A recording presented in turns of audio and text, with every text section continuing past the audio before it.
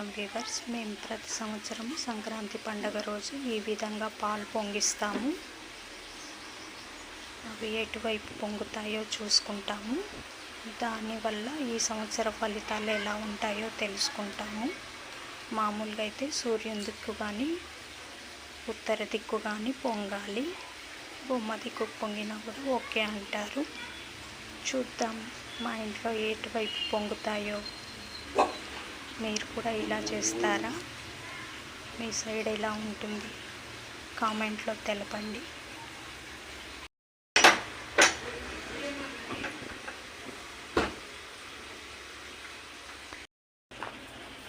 చూడండి, నువ్వు పిండి, బియ్యము, చక్కెర వేస్తున్నాను పొంగిన పాలల్లో.